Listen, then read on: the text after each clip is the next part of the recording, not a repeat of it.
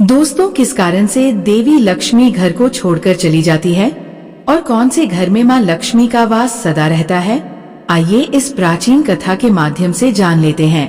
दोस्तों, ये कथा अत्यंत रोचक और ज्ञानवर्धक है। इस कथा के माध्यम से आपको अनेक प्रकार की महत्वपूर्ण जानकारी प्राप्त होगी, इसीलिए आप इस कथा को पूरा अवश्य सुने। दोस्तों, एक समय की बात है। देवर्षि नारद भगवान श्री कृष्ण से मिलने के लिए द्वारिका नगरी में पधारते हैं। नारद जी को देखकर भगवान श्री कृष्ण कहते हैं, हे देवर्षि पधारिए, द्वारिका नगरी में आपका स्वागत है। आज द्वारिका में आने का क्या प्रयोजन है? देवर्षि कहते हैं, हे प्रभु, मन में आपके दर्शन करने की इच्छा हुई सो चला आया। भगवान श्री कृष्ण मुस्कुराते हुए कहते हैं, हे देवर्षि, अवश्य ही आपके मन में आज कोई ना कोई शंका का निर्माण हो गया है, इसीलिए निसंकोच होकर पूछ लीजिए।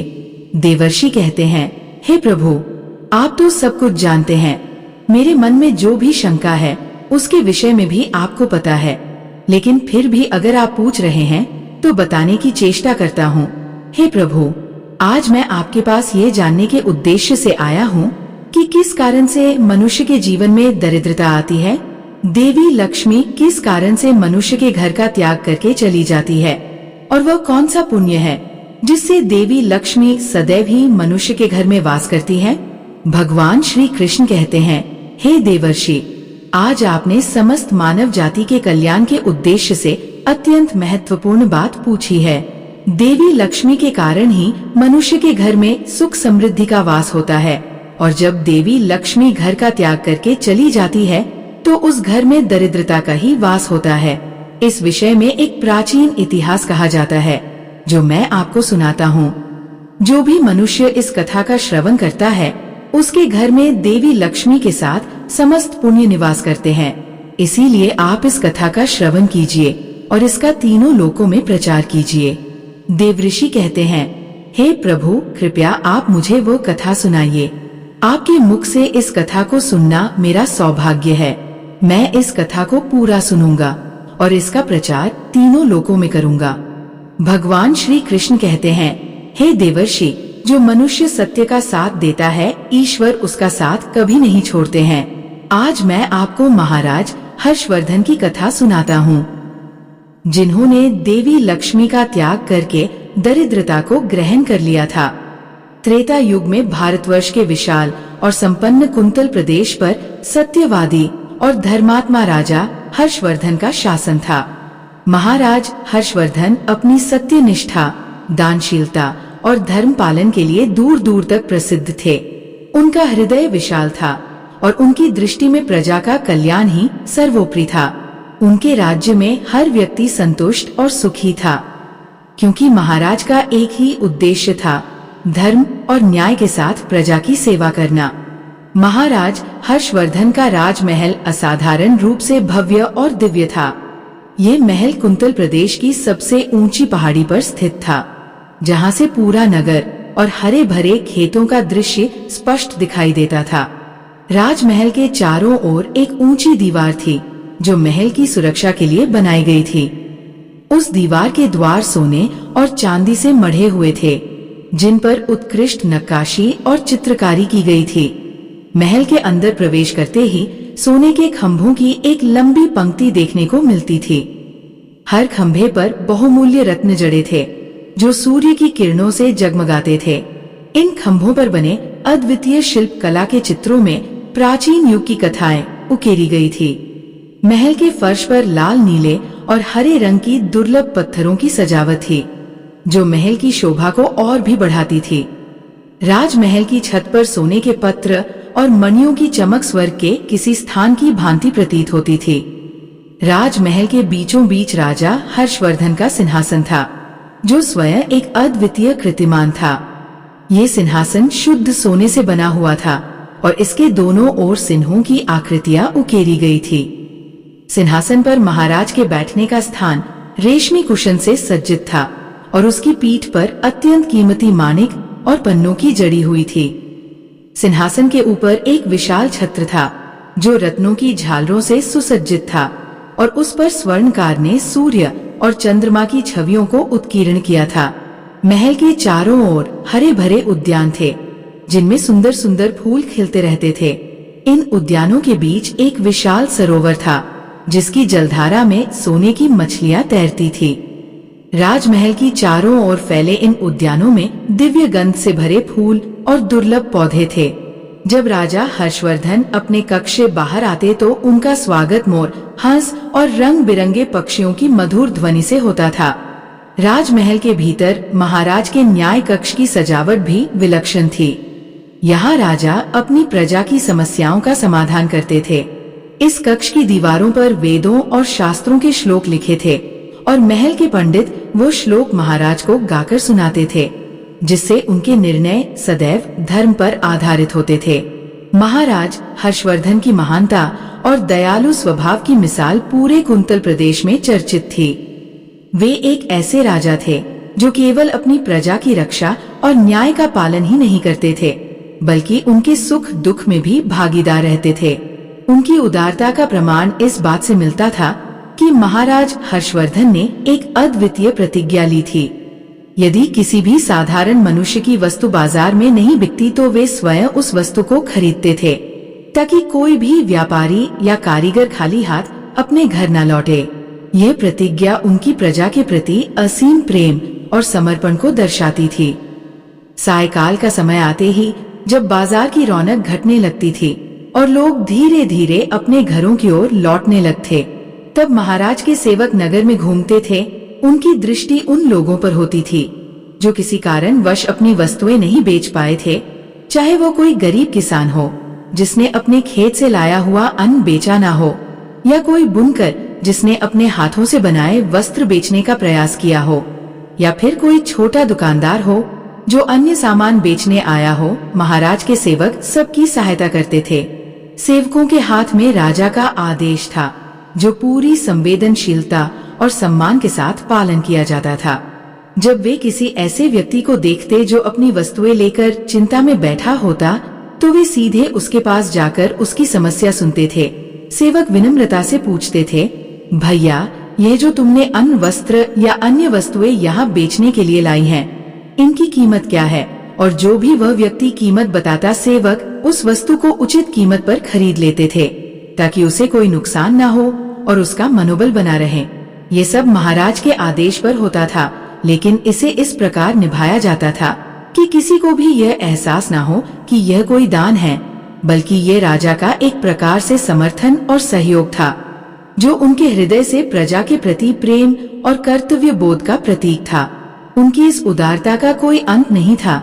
लोग अपने घर जाते समय जब इस बात का जिक्र करते थे कि कैसे राजा हर्षवर्धन ने उनकी मदद की, तो उनके मन में न केवल कृतज्ञता बल्कि महाराज के प्रति अत्यधिक सम्मान भी जागृत होता था। राजा की इस दया और उदारता के कारण उनके राज्य में कोई भी भूखा प्यासा या कष्ट में नहीं रहता था। ये केवल राजा का आदेश नहीं था, बल्कि उनकी आत्मा की पुकार थी कि उनके राज्य में किसी को भी कठिनाइयों का सामना ना करना पड़े। महाराज की ये नीति न केवल आर्थिक रूप से कमजोर लोगों को सहारा देती थी, बल्कि ये भी सुनिश्चित करती थी कि उनके राज्य में हर व्यक्ति अपने कार्य से संतुष्ट और सम्मानित महसूस करे। महाराज हर्षवर्धन की दयालुता और सत्यनिष्ठा की कीर्ति पूरे तीनों लोकों में फैलने लगी थी।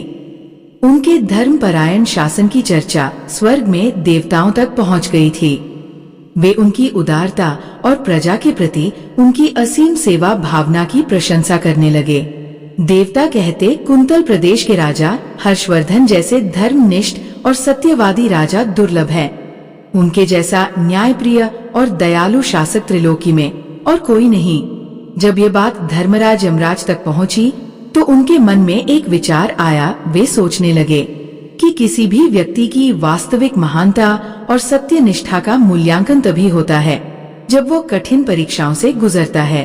राजा हर्षवर्धन के बारे में जो सुना है उसकी सच्चाई का पता तो तभी लगेगा जब स्वयं उनकी परीक्षा ली जाए। धर्मराज ने तुरंत योजना बनाई कि वे स्वयं ब्राह्मण का वेश धारण करके राजा हर्षवर्धन की नगरी में जाएंगे और उनकी उदारता की परीक्षा लेंगे। वे जानना चाहते थे कि क्या राजा केवल साधारण या सामान्य वस्तुएं ही खरीदते हैं, या फिर कठिन और अनपेक्षित परिस्थिति में भी वही उदारता और धर्म का पालन करते हैं। धर्मराज ने ब्राह्मण का रूप धारण किया। उनका वेश अत्यंत साधारण और गरीबों जैसा था। उन्होंने अपने साथ एक पुरानी और टूटी फूटी पेटी ली, जिसमें केवल कूड़ा कचरा भरा था। उस पेटी में जर्जर वस्त्र, टूटी हुई मिट्टी के दिए, गंदगी से भरी चीजें और धूल मिट्टी जैसी चीजें भरी हुई थी। ये सब दरिद्रता का प्रतीक था, जिससे कोई भी इसे खरीदने की सोच नहीं सकता था।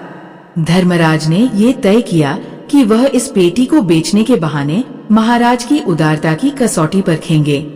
ब्राह्मण रूपी धर्मराज उस पेटी को लेकर महाराज हर्षवर्धन के नगर पहुँचे। वो नगर में प्रवेश करते ही सीधे मुख्य बाजार की ओर बढ़े। वहाँ की रौनक और चमक धमक से दूर एक कोने में उन्होंने अपनी पेटी रखी और चुपचाप बैठ गए। दिन चढ़ रहा था और नगर के व्यापारी अपनी दुकानों पर व्यस्त थे। बाजार में अन्न, वस्त्र और अन्य सामान की आवाआही थी, परंतु धर्मराज ब्राह्मण के रूप में उस टूटी फूटी पेटी के साथ बैठे रहे। धर्मराज ने सोचा, देखते हैं जब कोई इस पेटी को नहीं खरीदेगा तब क्या महाराज हर्षवर्धन के सेवक इस स्थिति को समझेंगे और क्या वे सच में मेरी मदद करेंगे। धर्मराज ने बाजार में दिन भर इंतजार किया। लोग आते जाते रहे, परंतु कोई भी उनकी ओर ध्यान नहीं दे रहा था। जो लोग पास से गुजरते वे अजीब नजरों से उस ब्राह्मण की ओर देखते और सोचते, ये क्या बेच रहा है, ये तो केवल कूड़ा कचरा है, कौन इसे खरीदेगा। धर्मराज का धैर्य कम नहीं हुआ। वे दिन भर उसी स्थान पर बैठे रहे, अपनी परीक्षा को सफल बनाने के लिए धीरज रखते हुए, लेकिन किसी ने भी उनकी तरफ ध्यान नहीं दिया और ना ही उनकी पेटी खरीदने का प्रयास किया। शाम होने लगी और बाजार की रौनक घटने लगी। व्यापारियों ने अपनी दुकानों को समेटना शुरू किया और लोग धीरे धीरे अपने घरों की ओर लौटने लगे। तब भी धर्मराज उसी जगह बैठे रहे, ये देखने के लिए कि महाराज हर्षवर्धन के सेवक क्या करेंगे। जैसे ही संध्या का समय आया, महाराज के सेवक बाजार में आए। उन्होंने देखा कि एक ब्राह्मण अभी भी अपनी पेटी के साथ बाजार में बैठा हुआ है। सेवक महाराज हर्षवर्धन की प्रतिज्ञा को जानते थे कि कोई भी व्यापारी खाली हाथ अपने घर न लौटे। इसीलिए वे तुरंत उस ब्राह्मण के पास गए और पूछा, हे ब्राह्मण महाराज, आप इस नगर में नए दिखाई दे रहे हैं, क्या हुआ आपका सामान किसी ने भी नहीं खरीदा, ऐसा क्या लेकर आए हैं आप अपनी इस पेटी में। महाराज के आदेश से हम आपका ये सामान खरीदने के लिए आए हैं, कृपया बताइए आपकी इस पेटी में क्या है और इसका मूल्य कितना है। धर्मराज, जो अब भी ब्राह्मण के वेश में थे, शांत स्वर में बोले, ये पेटी मेरे पास है और इसमें कुछ पुरानी बेकार चीजें हैं, कूड़ा कचरा है जिसे मैं बेचने आया हूँ। परंतु दिन भर यहाँ बैठा रहा और कोई इसे खरीदने के लिए नहीं आया। सेवकों ने देखा कि वो पेटी सचमुच केवल कूड़ा कचरे से भरी हुई थी, परंतु उन्हें महाराज हर्षवर्धन के आदेश का पालन करना था। उन्होंने कहा, हमारे महाराज की प्रतिज्ञा है कि कोई भी व्यक्ति इस नगर से खाली हाथ नहीं लौटेगा, चाहे तुम्हारी पेटी में कूड़ा हो या सोना, हम इसे उचित मूल्य पर खरीदेंगे। बताओ इस पेटी की कीमत क्या है। तब ब्राह्मण रूपी यमराज कहते हैं, हे महाशय, मेरी इस पेटी में रखे हुए द्रव्य का मूल्य 1000 स्वर्ण मुद्राएं हैं। उस ब्राह्मण के ऐसे विचित्र वचन सुनकर वे सभी सैनिक हंसने लगे और फिर उन्होंने उस ब्राह्मण से कहा, हे ब्राह्मण, आपकी पेटी में कूड़ा भरा हुआ है, इसे कौन लेगा, इसका मूल्य तो 1 पैसा भी नहीं है। फिर उस ब्राह्मण ने कहा, हे सैनिकों, यदि इसे कोई नहीं लेगा तो मैं इसे वापस अपने घर लेकर जाऊंगा। मैंने तो सुना है कि आपके महाराज यहाँ से किसी भी व्यापारी को खाली हाथ वापस नहीं जाने देते, उसका सारा द्रव्य खरीद लेते हैं। लगता है मैंने आपके महाराज के बारे में झूठ सुना है। उस ब्राह्मण की ऐसी बात सुनकर राजा के सेवकों ने कहा, हे ब्राह्मण, आपने सही सुना है, हमारे महाराज किसी भी व्यापारी को खाली हाथ घर नहीं भेजते, उसका सारा माल खरीद लेते हैं। इसीलिए तुम थोड़ी देर रुको, हम अभी महाराज के पास जाकर आते हैं। फिर उनमें से एक सेवक महाराज हर्षवर्धन के पास जाता है और उनसे कहता है, हे महाराज, आज हमारे नगर के बाजार में एक ब्राह्मण आया है।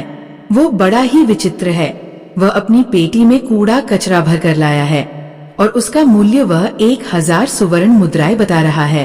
तब महाराज ने कहा है सैनिकों, तुम जाकर उसके सामान का मूल्य जो कम से कम हो सके उतना उसे देकर उसका सामान खरीद कर लाओ। उसे उसकी वस्तुएं लेकर वापस मत जाने दो, अन्यथा मेरा वचन झूठा हो जाएगा। फिर राजा के सेवक उस ब्राह्मण के पास जाते हैं और कहते हैं, हे ब्राह्मण, हम तुम्हारे इस पेटी का मूल्य 200 स्वर्ण मुद्राएं देते हैं। तुम इतनी मुद्राएं लो और प्रसन्नता से अपने घर चले जाओ। किंतु उस ब्राह्मण ने कहा, हे सैनिकों, मैं 1000 स्वर्ण मुद्राओं से एक पैसा कम नहीं लूंगा। यदि तुम मेरा सामान खरीदना चाहते हो तो खरीदो, नहीं तो मैं अपना सामान लेकर वापस चला जाता हूँ। तब उन राजा के सेवकों ने कहा, ठीक है, अब हम तुम्हें इस पेटी के बदले 500 मुद्राएं देते हैं। इतना मूल्य तुम्हारे लिए सही रहेगा। लेकिन फिर भी वो ब्राह्मण नहीं माना और 1000 स्वर्ण मुद्राओं पर ही अड़ा रहा और कहने लगा, मेरा सामान लेना है तो लो, नहीं तो मैं चला। तब फिर से वो सैनिक लौटकर राजा के पास जाता है और उनसे कहता है, हे महाराज, उस ब्राह्मण को हमने 500 मुद्राएं देने की कोशिश की, किंतु वो फिर भी नहीं मान रहा है। उसकी पेटी में कचरा और दारिद्र्य भरा पड़ा है, लेकिन फिर भी वो 1000 मुद्राएं ही मांग रहा है। हे महाराज, आपको उसका कचरा 1000 मुद्राओं में नहीं खरीदना चाहिए। महाराज हर्षवर्धन कहते हैं, हे सैनिकों, ये मेरे सत्य की प्रतिज्ञा है। मैं किसी भी व्यक्ति को अपने राज्य से खाली हाथ जाने नहीं दे सकता। हम सत्य का त्याग कभी नहीं करेंगे। इसीलिए तुम लोग जाओ और वह ब्राह्मण जो कीमत कह रहा है उसमें उसकी वस्तुओं को खरीद कर लेकर आओ, इसमें संकोच मत करो। फिर वो सिपाही ब्राह्मण के पास लौटकर आ गए। उन्होंने उस ब्राह्मण को 1000 सुवर्ण मुद्राएं दी और उसकी दारिद्र्य से भरी हुई पेटी ले ली। वह ब्राह्मण मुद्राएं लेकर चला गया और फिर सिपाही उस दारिद्र्य से भरी पेटी को लेकर राजमहल में लौट आए। वे सिपाही उस कचरे से भरी पेटी को लेकर महाराज के सामने खड़े हो गए। जब महाराज ने देखा तो वह पेटी सचमुच दरिद्रता से भरी हुई थी। फिर महाराज ने अपने सिपाहियों को कहकर उस पेटी को राजमहल के अंदर रखवा दिया और सिपाही उस पेटी को लेकर राजमहल के अंदर चले गए। फिर जब शाम होने को आई और महाराज हर्षवर्धन अपने महल के बाहर कुछ विचार मग्न होकर टहल रहे थे, कुंतल प्रदेश के आकाश में चांदनी अपनी शीतलता फैला रही थी और महल की दीवारों पर उसकी किरणें मानो सोने की सी आभा बिखेर रही थी कि तभी महल के द्वार से एक अद्वितीय और दिव्य सौंदर्य की स्त्री बाहर निकली। वो स्त्री अत्यंत आकर्षक और दिव्य थी।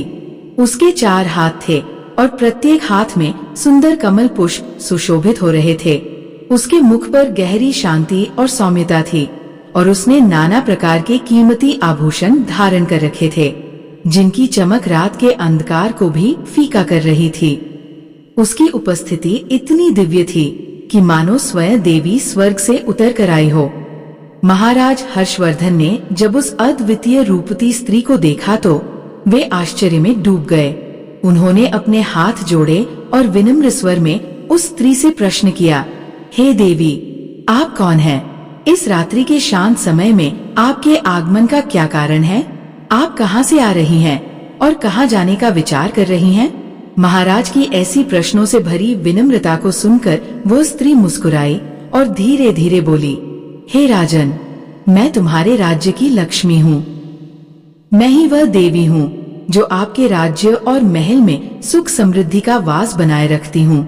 आपके धर्म और सत्य की प्रतिज्ञा के कारण ही मैं आपके महल में निवास करती हूँ। जब जब आपने सत्य का मार्ग अपनाया और अपनी प्रजा के हित में दया, करुणा और न्याय का पालन किया, तब तब मैंने आपके राज्य और महल को संपन्नता और वैभव से आलोकित किया है। देवी लक्ष्मी की ये बात सुनकर महाराज के मन में एक संतोष का भाव आया, लेकिन अगले ही पल देवी ने अपनी वाणी में एक गंभीरता भरकर कहा, किंतु हे राजन, आज एक दुर्भाग्यपूर्ण घटना घटित हुई है। आपने आज उस पेटी को अपने महल में स्वीकार किया जिसमें दरिद्रता का दुष्प्रभाव था। वह पेटी जिसमें केवल कूड़ा कचरा था, दरिद्रता का प्रतीक है और जहाँ दरिद्रता निवास करती है। वहाँ लक्ष्मी का वास असंभव हो जाता है। मेरे नियम और स्वभाव के अनुसार मैं दरिद्रता के साथ एक ही स्थान पर नहीं रह सकती। अतः मैं आज इस महल का त्याग कर रही हूँ। महाराज हर्षवर्धन ने देवी लक्ष्मी के वचन सुने और उनके मन में एक गहरा दुख व्याप्त हो गया। परंतु वे अपने धर्म और सत्य की प्रतिज्ञा से बंधे हुए थे। उन्होंने अत्यंत विनम्रता से हाथ जोड़कर देवी लक्ष्मी को प्रणाम किया और विनम्र स्वर में बोले हैं, माँ लक्ष्मी, आपकी जैसी इच्छा मैंने सदैव धर्म और सत्य का पालन करने का प्रण लिया है और मैं अपने वचन से बंधा हुआ हूँ। यदि मेरी प्रतिज्ञा के कारण दरिद्रता मेरे महल में आई है तो मैं अपने वचन से पीछे नहीं हट सकता। भले ही मैं आपको खो दूं, परंतु मैं अपने सत्य और धर्म से मुख नहीं मोड़ सकता। कृपया आप मुझे क्षमा करें। देवी लक्ष्मी महाराज के इस धर्मनिष्ठ उत्तर को सुनकर कुछ पलों तक मौन रही। उनके मुख पर एक मिश्रित भाव उभर आया, किसी अडिग सत्य का सम्मान और एक विदाई का दुख। उन्होंने एक गहरी सांस ली और अपनी मुख मुस्कान के साथ बोली, हे राजन, आपके इस महान और सत्यनिष्ठ हृदय के कारण ही आप इस संसार में पूजनीय हैं। मैं आपके सत्य निष्ठा का सम्मान करती हूँ, परंतु मेरे नियमों के कारण मुझे यहाँ से जाना ही होगा। इसके बाद देवी लक्ष्मी ने महाराज को अपना आशीर्वाद दिया और धीरे धीरे महल से बाहर निकल गई। जैसे ही देवी लक्ष्मी का महल से प्रस्थान हुआ, चारों ओर सन्नाटा और अंधकार छा गया। महाराज हर्षवर्धन ने सिर झुकाकर देवी के इस दैवीय निर्णय को स्वीकार किया। उनके मन में गहन वेदना थी, परंतु उनके सत्य और धर्म का संकल्प अब भी अडिग था। रात का अंधेरा गहराता गया और महाराज हर्षवर्धन अपने महल के बाहर चुपचाप इस अनुभूति में खोए रहे कि कैसे उनकी सत्य निष्ठा ने उन्हें लक्ष्मी के सानिध्य से वंचित कर दिया। परंतु उनके मन में एक अद्भुत संतोष भी था, क्योंकि उन्होंने अपने धर्म का पालन किया था और वह संतोष उनके हृदय में दीप के समान जलता रहा। देवी लक्ष्मी के महल त्यागने के बाद महाराज हर्षवर्धन महल के बाहर विचारों में खोए बैठे थे। उनके मन में देवी लक्ष्मी के जाने का गहरा दुख था, परंतु वे अपनी सत्य निष्ठा और प्रतिज्ञा के कारण संतुष्ट भी थे। तभी उन्होंने एक और अद्भुत दृश्य देखा। महल के दरवाजे से एक अत्यंत सुंदर और तेजस्वी युवा पुरुष बाहर निकलते दिखाई दिए। उसका मुखमंडल तेज और दिव्यता से आलोकित था। उसकी चाल में एक अभिजात्य का भाव था और उसकी आंखों में गहराई और करुणा का असीमित भंडार झलक रहा था। उसके वस्त्र रेशमी और भव्य थे और वह किसी देवता के समान प्रतीत हो रहे थे। महाराज हर्षवर्धन ने जब उस सुंदर पुरुष को देखा तो वे एक बार फिर आश्चर्य में पड़ गए। उन्होंने अपने मन की शांति को बनाए रखते हुए उस युवक को प्रणाम किया और नम्र स्वर में पूछा, हे देव, आप कौन हैं? आप यहाँ किस कारण आए थे और अब कहाँ जा रहे हैं? उस युवक ने मुस्कुराते हुए महाराज की ओर देखा और विनम्रता से उत्तर दिया, हे राजन, मेरा नाम दान है। मैं सदैव उन स्थानों पर निवास करता हूँ जहाँ सत्य, धर्म और उदारता का वास हो। आपकी सत्य निष्ठा, धर्म परायणता और प्रजा के प्रति करुणा के कारण मैं आपके राजमहल में निवास करता था। आपके राज्य में मुझे सम्मान प्राप्त था, क्योंकि आप सदैव अपने संकल्पों का पालन करते थे और हर व्यक्ति को उचित सहयोग और सहायता प्रदान करते थे। किंतु हे महाराज, अब देवी लक्ष्मी आपके महल को त्याग कर चली गई है। जहाँ लक्ष्मी नहीं होती वहाँ दान का कोई अस्तित्व नहीं रह सकता। बिना लक्ष्मी के आप दान कैसे कर सकेंगे? इसीलिए मुझे भी अब इस राजमहल का त्याग करना होगा। मैं आपकी सत्य निष्ठा और प्रतिज्ञा की परीक्षा देखकर अत्यंत प्रभावित हूँ, परंतु लक्ष्मी के बिना मेरा यहाँ कोई स्थान नहीं रह गया है। महाराज हर्षवर्धन ने युवक के इन वचनों को शांत मन से सुना। उन्होंने अपनी भावनाओं को नियंत्रित किया और धीरे से हाथ जोड़कर विनम्रता से बोले, हे देव, जैसी आपकी इच्छा। यदि आपका यहाँ रहना संभव नहीं है तो मैं आपको जाने की अनुमति देता हूँ। मेरे लिए सत्य और धर्म का पालन सर्वोपरि है। भले ही मेरे महल में दरिद्रता का वास हो जाए, भले ही मेरी संपत्ति और वैभव चले जाए, परंतु मैं अपनी प्रतिज्ञा और अपने धर्म से कभी विचलित नहीं हो सकता। आप मेरे इस निर्णय के प्रति जो भी भाव रखें वो आपके अपने विचार है, किंतु मेरा मार्ग सत्य का मार्ग है और मैं इस मार्ग से कभी विचलित नहीं हो सकता। महाराज के इन वचनों को सुनकर वो युवक, जो वास्तव में स्वयं दान का प्रतीक था, कुछ क्षणों तक महाराज को देखता रहा। उसकी आंखों में महाराज के प्रति सम्मान का भाव उभर आया और उसने नमन करते हुए कहा, हे राजन, आपकी सत्य निष्ठा और धर्म पालन का ये दृढ़ संकल्प केवल पृथ्वी पर ही नहीं अपितु स्वर्ग लोकों में भी अमर रहेगा। मैं आपके इस महान आदर्श से अति प्रभावित हूँ और यद्यपि मुझे अब यहाँ से जाना होगा, परंतु आपकी ये महानता सदा सर्वदा तक याद रखी जाएगी। इतना कहकर वह युवक, जिसे देखकर ऐसा प्रतीत होता था कि उसकी उपस्थिति से समस्त संसार में वैभव की वर्षा होती है, धीरे धीरे महल के द्वार से बाहर निकल गया। उसका प्रकाशमय स्वरूप और उसकी दिव्यता महल से विलुप्त हो गई। महाराज ने एक बार फिर दुखी हृदय से उसे जाते हुए देखा, परंतु उनकी आत्मा में धर्म और सत्य का ऐसा दीप जल रहा था जो उनके हृदय को संतुष्ट और अडिग बनाए हुए था। दान का महाराज के महल से प्रस्थान उस राजमहल के लिए एक विशेष क्षण था। वह महल जो अभी तक धन, वैभव और दानशीलता का प्रतीक था, अब धीरे धीरे अपनी आभा खोने लगा था।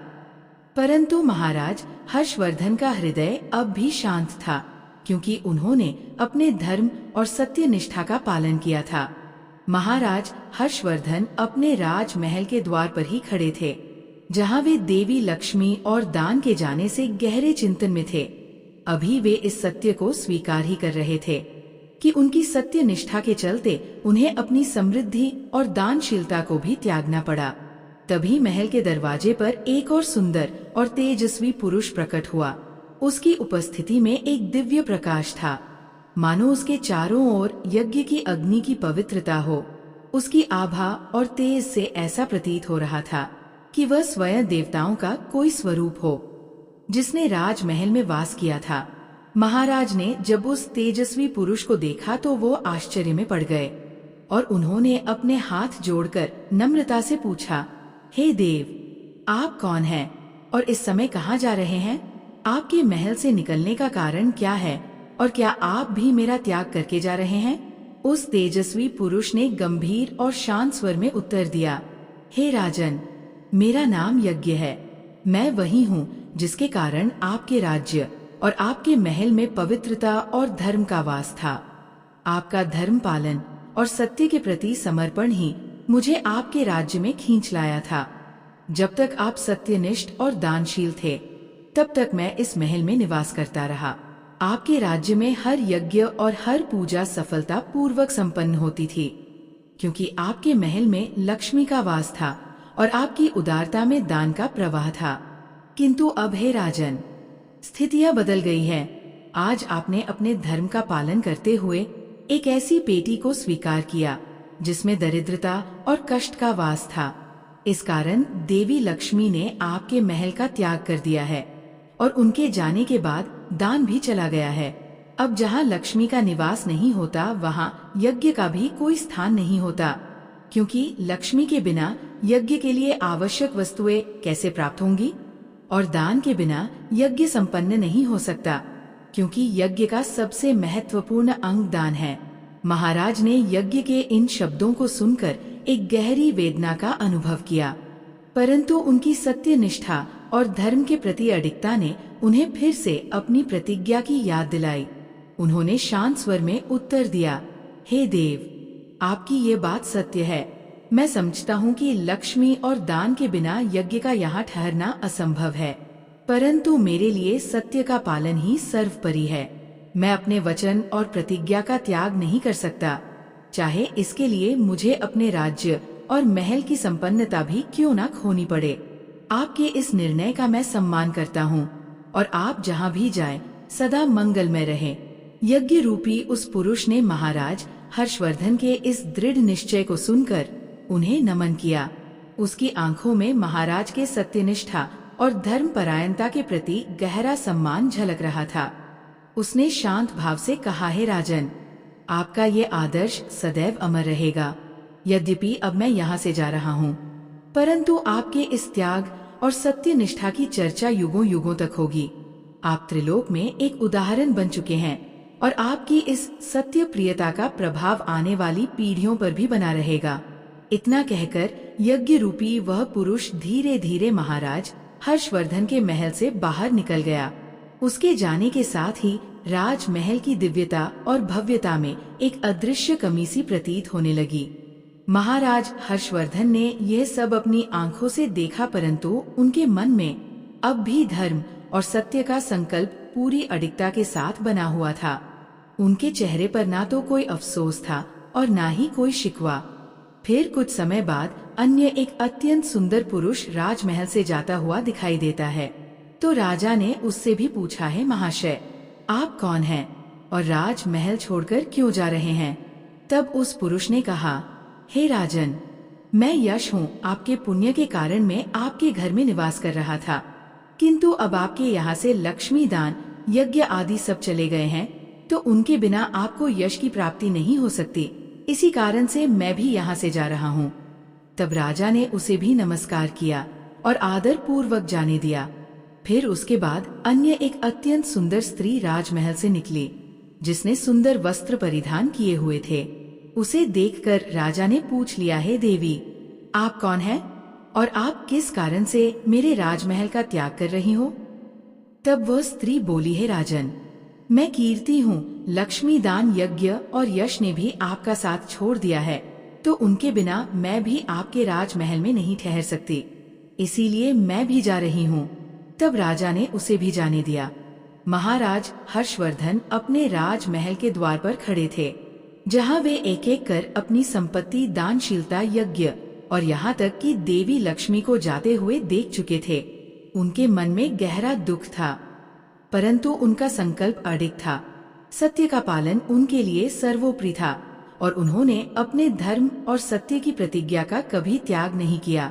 तभी उनके समक्ष एक और दिव्य पुरुष प्रकट हुआ, जो अद्वितीय तेज और सौम्यता से दीप्त था। उसकी उपस्थिति से एक पवित्र आभा चारों ओर फैल गई, मानो स्वयं सत्य का मूर्त रूप महाराज के सामने प्रकट हुआ हो। महाराज ने उस पुरुष को देखा और विनम्रता से अपने हाथ जोड़कर पूछा, हे देव, आप कौन हैं और इस समय किस कारण से आप हमारे राजमहल को छोड़कर जा रहे हैं? आपके जाने का क्या कारण है? उस तेजस्वी पुरुष ने अपनी शांत दृष्टि महाराज पर डाली और गंभीर स्वर में कहा, हे राजन, मैं सत्य हूँ। मैं वही निवास करता हूँ जहाँ धर्म, सत्य और न्याय का वास होता है। आपके सत्य निष्ठा और धर्म का पालन करने के कारण ही मैं आपके राजमहल में निवास करता था, परंतु अब आपके महल से लक्ष्मी दान यज्ञ यश कीर्ति सब एक एक कर जा चुके हैं। अब उनके बिना इस स्थान पर रहने का कोई औचित्य नहीं, तो मुझे भी यहाँ से जाना होगा। महाराज हर्षवर्धन ने सत्य के वचन सुने और उनका हृदय गहरी पीड़ा से भर गया। उन्होंने सत्य से गंभीर और विनम्र स्वर में कहा, है सत्य, क्या आप भी मुझे छोड़कर जा रहे हैं? किंतु मैंने तो आपका कभी त्याग नहीं किया। मेरा जीवन सदैव आपके मार्ग पर रहा है। आपके प्रति अपनी अडिग निष्ठा के कारण ही मैंने अपने संकल्प का पालन किया और इस कारण मेरे पास से लक्ष्मी यज्ञ दान और कीर्ति सब एक एक कर जा चुके हैं। मैंने आपका त्याग कभी नहीं किया, बल्कि आपके कारण ही इस त्याग की पीड़ा को सहा है। आप मुझे छोड़कर कैसे जा सकते हैं? महाराज ने अपनी बात को विस्तार से समझाते हुए कहा, हे सत्य, मेरे इस राज्य की ये प्रतिज्ञा रही है कि कोई भी यहाँ से खाली हाथ नहीं लौटेगा। जो भी व्यापारी या व्यक्ति अपनी वस्तुएं बेचने आता है, यदि उसकी वस्तुएं नहीं बिक पाती तो मैं उसे स्वयं खरीद लेता हूँ। यही मेरा संकल्प और यही मेरी प्रतिज्ञा रही है। इसी संकल्प की रक्षा के लिए आज मैंने उस ब्राह्मण से एक पेटी में भरी दरिद्रता को भी खरीद लिया। मैंने उसे 1000 सुवर्ण मुद्राएं दी और उसकी वस्तु को अपने महल में स्थान दिया, ताकि मेरा सत्य और प्रतिज्ञा अडिग रहे। किंतु उसी दरिद्रता की पेटी के कारण देवी लक्ष्मी ने मुझसे कहा कि वे दरिद्रता के साथ निवास नहीं कर सकती। उनके जाने के साथ ही दान यज्ञ यश और कीर्ति सब मुझे छोड़कर चले गए। मैंने अपने सत्य का पालन करने के लिए उन सब का त्याग सहर्ष किया और अब आप भी मुझे छोड़कर जा रहे हैं। ये कैसी विडंबना है? हे सत्य, मेरे सत्य का पालन ही मेरे पास से सब कुछ ले गया। महाराज हर्षवर्धन की ये अडिगता और सत्य निष्ठा की वाणी सुनकर सत्य का रूप धारण किए उस तेजस्वी पुरुष के मुख पर गंभीरता का भाव उभर आया। कुछ पलों के लिए वह मौन रहा और फिर उसकी आंखों में महाराज के प्रति गहरी श्रद्धा और सम्मान का भाव झलकने लगा। उसने आगे बढ़कर महाराज को नमन किया और कहा, हे राजन, आपके इन वचनों ने मेरे हृदय को अभिभूत कर दिया है। यदि आपने मेरे कारण लक्ष्मी, दान, यज्ञ और कीर्ति का त्याग किया है और अपनी सत्य निष्ठा को अडिग बनाए रखा है, तो मैं कैसे जा सकता हूँ? आप वास्तव में एक पुण्यात्मा और सत्य के प्रतीक हैं। आपकी ये सत्य निष्ठा केवल आपके महल तक सीमित नहीं रहेगी, बल्कि समस्त लोकों में अमर हो जाएगी। अब से मैं सदा सर्वदा आपके महल में निवास करूंगा और आपके इस त्याग और संकल्प का प्रमाण बनकर यहाँ रहूंगा। सत्य के इन शब्दों को सुनकर महाराज हर्षवर्धन का हृदय संतोष और गर्व से भर गया। उन्होंने एक गहरी सांस ली और अपनी सत्य निष्ठा के प्रति कृतज्ञता प्रकट की। सत्य का यह दिव्य स्वरूप महल में पुनः प्रवेश कर गया और उसके साथ ही महाराज के मन में असीमित संतोष और शांति का भाव स्थापित हो गया। सत्य के महल में लौटते ऐसा प्रतीत हुआ कि जैसे पूरे राजमहल में एक पवित्र और दिव्य आभा पुनः व्याप्त हो गई हो। उसके थोड़ी ही देर बाद एक सुंदर स्त्री लौटकर आ गई। महाराज हर्षवर्धन ने उसे देखा और हल्के से मुस्कुराते हुए हाथ जोड़कर नम्रता से पूछा, हे देवी, क्या आप कीर्ति है? अभी आप मुझे छोड़कर चली गई थी, तो अब अचानक वापस क्यों लौट आई हैं? क्या आपके जाने का कारण कुछ और था या आपकी वापसी का कोई विशेष कारण है? कीर्ति ने महाराज की ओर देखा। उसकी आंखों में आत्मीयता और ममता का भाव था। उसने महाराज को विनम्रता से उत्तर दिया, हे राजन, हाँ, मैं कीर्ति हूँ। मैं सच में आपके इस महल को छोड़कर जा चुकी थी।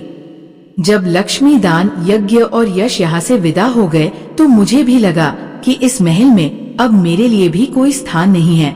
अतः मैं भी इस महल को छोड़ने का निर्णय लेकर चली गई थी। किंतु हे राजन, जाते जाते मुझे एहसास हुआ कि मैंने एक बहुत बड़ी गलती की है।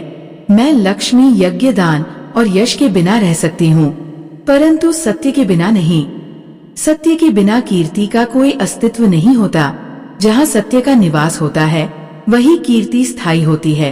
सत्य के बिना कीर्ति केवल एक क्षणिक आभा मात्र है, जो शीघ्र ही विलीन हो जाती है। आखिर जब मैंने देखा कि आप सत्य के प्रति अडिग हैं और आपने सत्य के लिए सब कुछ त्याग दिया है, तो मेरे मन में गहरा पश्चाताप हुआ। मुझे एहसास हुआ कि यदि मैं भी सत्य को छोड़ दूं, तो मैं अपनी स्वयं की सच्ची पहचान खो दूंगी। इसीलिए मैं यहाँ वापस लौट आई हूँ, क्योंकि जहाँ सत्य रहेगा वहीं मैं भी रहूंगी। महाराज हर्षवर्धन ने कीर्ति के इस अद्भुत सत्य के प्रति प्रेम और उसकी निष्ठा को सुना और उनके मन में संतोष और गौरव का भाव भर गया। उन्होंने कीर्ति की ओर अपनी हथेलियों को जोड़ते हुए कहा, हे देवी, आपकी वापसी मेरे लिए अत्यंत सम्मान और प्रसन्नता का कारण है। सत्य के मार्ग पर चलते हुए यदि मैंने आप जैसी दिव्य शक्ति को प्राप्त कर लिया है, तो ये मेरे सत्य और धर्म का सबसे बड़ा फल है। मैं आपका यहाँ पर पुनः स्वागत करता हूँ। आप इस महल में सदा की भांति बनी रहे और आपके कारण ये महल और मेरा राज्य सदा सर्वदा तक कीर्ति का आभास कराए। फिर कीर्ति भी महल के अंदर चली गई। उसके कुछ देर बाद यश भी वापस लौट कर आ गया। उसे देखकर राजा ने उससे पूछा, हे महाशय, आप तो यश है, आप मुझे छोड़कर चले गए थे, फिर लौट कर क्यों आ गए? तब उस यश ने कहा, हे राजन, कोई राजा कितना ही बड़ा धनवान हो, दानवीर हो, किंतु सत्य के बिना उसे यश प्राप्त नहीं हो सकता। इसीलिए जहाँ पर सत्य विराजमान रहता है, मैं भी वहीं पर रहता हूँ। सत्य के बिना मैं नहीं रह सकता। ऐसा कहकर यश ने राजमहल में प्रवेश किया। उसके कुछ क्षण बाद यज्ञ भी लौटकर आ गया। महाराज हर्षवर्धन ने उसे देखा और उन्हें सुखद आश्चर्य हुआ। उन्होंने हाथ जोड़कर विनम्रता से पूछा, हे महाशय, क्या आप वही यज्ञ है जो कुछ समय पूर्व ही मुझे छोड़कर चले गए थे? अब आप अचानक लौटकर क्यों आए हैं? क्या आपकी वापसी का भी कोई विशेष कारण है? यज्ञ ने महाराज की ओर देखा और एक गहरी सांस लेते हुए विनम्र और गंभीर स्वर में कहा, हे राजन, हाँ मैं यज्ञ ही हूँ। मैं पहले आपके महल को छोड़कर चला गया था क्योंकि मुझे लगा था कि लक्ष्मी दान और कीर्ति के बिना मेरे यहाँ रहने का कोई औचित्य नहीं है। जब महल में समृद्धि नहीं थी और दान का भी अभाव हो गया था तो मैंने सोचा कि मैं यहाँ कैसे रह सकता हूँ, किंतु जाते जाते मुझे ये एहसास हुआ कि मैंने एक बहुत बड़ी भूल कर है। हे राजन, किसी भी यज्ञ का आधार सत्य है, चाहे कोई कितना ही धनवान हो या दानवीर हो, परंतु यज्ञ का वास्तविक महत्व तब तक नहीं होता जब तक उसमें सत्य का आचरण नहीं होता। बिना सत्य के यज्ञ का कोई अस्तित्व नहीं होता। सत्य के बिना यज्ञ एक खोखला प्रतीक मात्र है जो अपनी पवित्रता और प्रभाव खो देता है। जहाँ सत्य का वास होता है वही यज्ञ की शोभा होती है, वही यज्ञ का फल मिलता है। आपने सत्य का पालन किया है। आपने अपनी प्रतिज्ञा को निभाने के लिए अपने पास से लक्ष्मी दान और यहाँ तक की कीर्ति को भी जाने दिया। यह आपका अद्वितीय संकल्प और सत्य निष्ठा ही है जो मुझे यहाँ लौटने के लिए बाध्य कर रही है। आप में सत्य का वास है और जहाँ सत्य है वहाँ मैं कैसे अनुपस्थित रह सकता हूँ। इसी सत्य के प्रति सम्मान और आपके धर्म के प्रति अडिग निष्ठा ने मुझे ये अनुभव कराया कि मुझे आपका साथ छोड़ना नहीं चाहिए। महाराज हर्षवर्धन ने यज्ञ के इन शब्दों को सुनकर एक गहरा संतोष और आभार महसूस किया। उन्होंने अत्यंत विनम्रता से यज्ञ का स्वागत करते हुए कहा, हे यज्ञ, आपकी वापसी मेरे लिए अत्यंत गर्व का विषय है। आपके इन शब्दों ने मेरे हृदय को और भी मजबूत बना दिया है। सत्य का पालन करते हुए यदि आपने मेरे पास लौटने का निर्णय लिया है तो ये मेरे सत्य निष्ठा का सबसे बड़ा पुरस्कार है। आप मेरे महल में सदा के लिए निवास करें और यहाँ की पवित्रता को बनाए रखें। फिर यज्ञ का वह दिव्य स्वरूप पुनः राज महल के भीतर चला गया। उसके कुछ क्षण बाद दान भी वापस आ गया। महाराज ने उस दिव्य पुरुष को देखा और मन में ये जानते हुए भी कि वह कौन है, उनसे विनम्रता से पूछा, हे महाशय, क्या आप वही दान हैं जो कुछ समय पहले मुझे छोड़कर गए थे? आप अब पुनः किस कारण लौट आए हैं? क्या आपकी वापसी का भी कोई विशेष कारण है? वह पुरुष जो दान का प्रतीक था महाराज के इन विनम्र शब्दों को सुनकर मुस्कुराया और विनम्र स्वर में बोला, हे राजन, हाँ मैं दान हूँ। कुछ समय पूर्व मैंने आपके महल को त्याग दिया था क्योंकि जब लक्ष्मी और यज्ञ यहाँ से चले गए तो मुझे भी लगा कि मेरा यहाँ रहना व्यर्थ है। मैंने सोचा कि जब महल में संपत्ति और यज्ञ का अभाव है तो दान का अस्तित्व भी असंभव हो जाएगा। परंतु जैसे ही मैंने इस महल को छोड़ा और सत्य का स्मरण किया, मुझे महसूस हुआ कि मेरा निर्णय त्रुटिपूर्ण था। मेरी पहचान सत्य से है और जहाँ सत्य निवास करता है वही दान की वास्तविक महत्ता होती है। दान ने अपनी बात को समझाते हुए आगे कहा, हे राजन, सत्य के बिना दान का कोई अर्थ नहीं होता। चाहे कोई व्यक्ति कितना ही धनवान क्यों ना हो, यदि वह सत्य के मार्ग से विमुख है तो उसके धन का कोई महत्व नहीं। वह कितना ही धन दान में दे, किंतु बिना सत्य निष्ठा के वह दान केवल बाहरी आडंबर बनकर रह जाता है। दान की वास्तविक महत्ता तभी है जब वो सत्य के आचरण से उत्पन्न हो।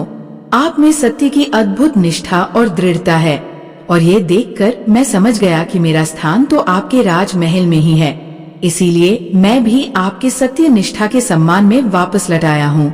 महाराज हर्षवर्धन ने दान के इन शब्दों को सुनकर मन में गहरा संतोष और आभार महसूस किया। उनकी आंखों में एक नई चमक आ गई और उन्होंने उस दिव्य पुरुष को गहरे सम्मान के साथ प्रणाम किया। महाराज ने हाथ जोड़कर कहा, हे दान, आपकी ये वापसी मेरे लिए अत्यंत गौरव का क्षण है।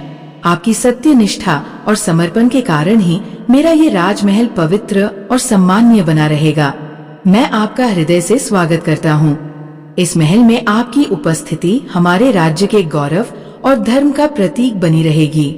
फिर दान ने कहा, हे राजन, आपका ये सत्य के प्रति समर्पण और धर्म के प्रति दृढ़ता संपूर्ण त्रिलोक में आपकी कीर्ति को अमर बनाएगी। मैं यहाँ सदा निवास करूँगा और आपके सत्य निष्ठा और धर्म के इस महल में दान की पवित्रता को बनाए रखूंगा। इतना कहकर दान रूपी व दिव्य पुरुष महल के भीतर प्रवेश कर गया और फिर उसके बाद साक्षात देवी लक्ष्मी लौटकर आ गई। महाराज हर्षवर्धन ने देवी लक्ष्मी को देखा और उनके मुख पर विस्मय और सम्मान का भाव उमड़ आया। उन्होंने तुरंत हाथ जोड़कर विनम्रता पूर्वक पूछा, हे माँ लक्ष्मी, क्या आप सचमुच वापस लौट आई है? आप तो मुझे छोड़कर चली गई थी। अब इस पुनः आगमन का कारण क्या है? देवी लक्ष्मी ने अपनी दिव्य मुस्कान के साथ महाराज की ओर देखा और उनके सत्य निष्ठा और धर्म परायणता के प्रति एक गहरी प्रशंसा का भाव प्रकट करते हुए कहा, हे राजन, आपके सत्य की परीक्षा थी। जब मैं यहाँ से चली गई थी तब आपके सत्य की दृढ़ता को परखना चाहती थी। आपके यहाँ से यश, दान, यज्ञ और कीर्ति सभी विदा हो गए थे, किंतु आपने अपने सत्य के मार्ग को कभी नहीं छोड़ा। आप सत्य के प्रति अडिग रहे और इसी कारण मैं ये देखना चाहती थी कि क्या आप इस कठिन परीक्षा में भी अपने धर्म का पालन करेंगे।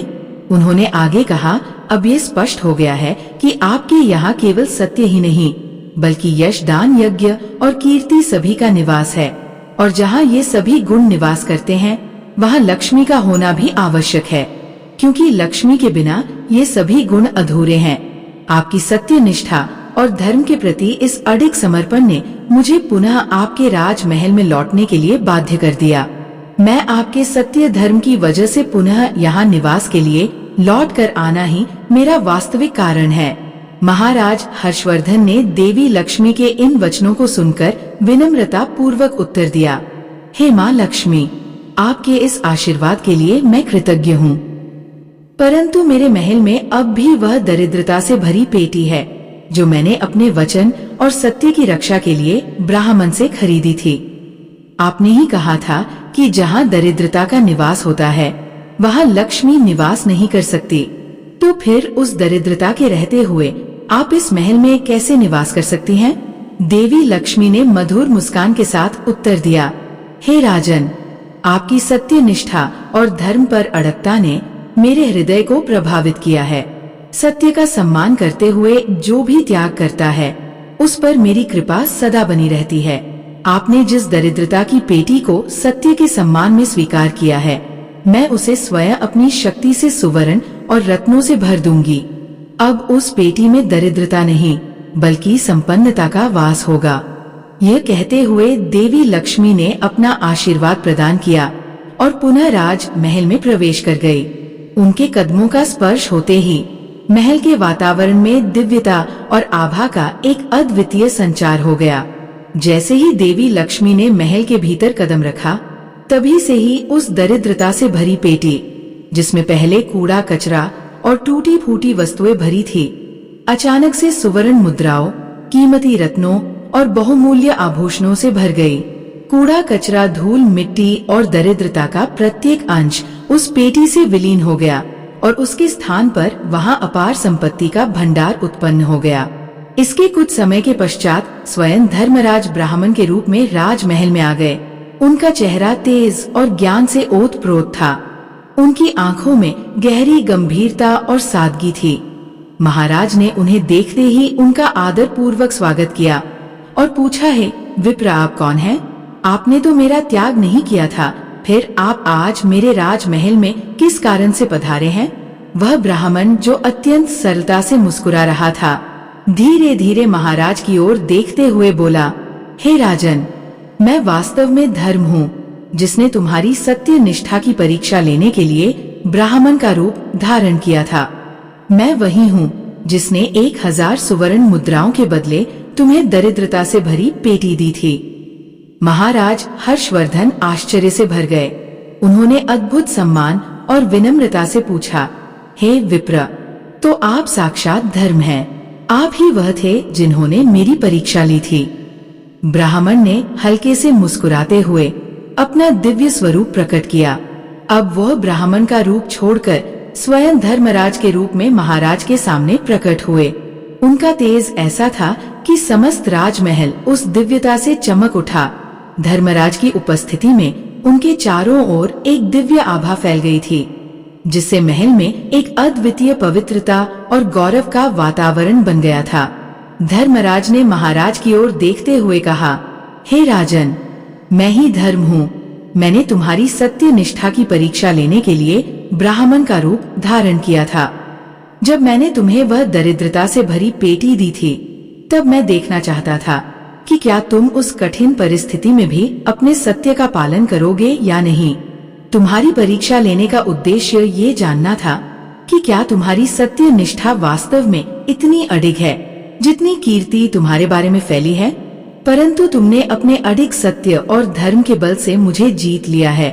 तुमने न केवल लक्ष्मी यज्ञ दान और कीर्ति को जाने दिया, बल्कि उस दरिद्रता को भी सहर्ष स्वीकार किया। तुम्हारी ये सत्य निष्ठा और धर्म का पालन वास्तव में अतुलनीय है। इसीलिए हे राजन, मैं तुम्हें वरदान देने के लिए आया हूँ। बताओ, मैं तुम्हें कौन सा वरदान प्रदान करूँ। तुम्हारी इस सत्य निष्ठा के लिए तुम्हें किसी भी प्रकार का वर देने में मुझे अत्यंत गर्व का अनुभव हो रहा है। महाराज हर्षवर्धन धर्मराज के इन वचनों को सुनकर गहरे सम्मान से अभिभूत हो गए। उन्होंने विनम्रता से सिर झुकाकर हाथ जोड़कर कहा, हे धर्मराज, आपके साक्षात दर्शन मेरे जीवन का सबसे बड़ा वरदान है। आपकी कृपा और आशीर्वाद प्राप्त कर मैं धन्य हो गया हूँ। मुझे और कुछ नहीं चाहिए। कृपया बस अपनी कृपा सदैव मुझ पर बनाए रखें, ताकि मैं इसी प्रकार सत्य और धर्म का पालन कर सकूं। धर्मराज ने महाराज हर्षवर्धन की इस विनम्रता और संतोष को देखा और उनके हृदय में गहरा आशीर्वाद उमड़ आया। उन्होंने अपने हाथ उठाकर महाराज को आशीर्वाद दिया और कहा, हे राजन, तुम्हारा ये संकल्प और सत्य निष्ठा सदा के लिए अमर रहेगी। तुम्हारा ये नाम और तुम्हारी कीर्ति तीनों लोकों में गूंजेगी। तुम्हारा राज्य सदैव संपन्न और सुखी रहेगा और तुम्हारे वंश में सदैव सत्यनिष्ठ और धर्मपरायण राजा उत्पन्न होंगे। तुम्हारे इस महान सत्य प्रेम और त्याग की गाथा युगों युगों तक संसार को प्रेरणा देती रहेगी। सत्य के प्रति तुम्हारा ये समर्पण तुम्हें और तुम्हारे राज्य को असीमित आशीर्वाद प्रदान करेगा। इतना कहकर धर्मराज ने महाराज को आशीर्वाद देकर अपने दिव्य स्वरूप को अंतर्धान कर लिया। भगवान श्री कृष्ण कहते हैं, हे देवऋषि, इस प्रकार से अपने सत्य धर्म के कारण ही महाराज ने सभी पर विजय प्राप्त की थी। इसीलिए मनुष्य को कभी भी सत्य का अनादर नहीं करना चाहिए। हमेशा सत्य का पालन करना चाहिए। जो सत्य की राह पर चलता है उसके पास लक्ष्मी दान, यज्ञ, यश, कीर्ति सदैव निवास करते हैं। दोस्तों, इस प्रकार भगवान श्री कृष्ण ने नारद जी को अत्यंत महत्वपूर्ण ज्ञान दिया है। आपको ये कथा कैसी लगी? कृपया कमेंट करके अवश्य बताएं। अगर जानकारी अच्छी लगी तो वीडियो को लाइक जरूर करें और कमेंट में जय श्री कृष्ण और जय मां लक्ष्मी जरूर लिखें। साथ ही चैनल को सब्सक्राइब करें। आप सभी का धन्यवाद।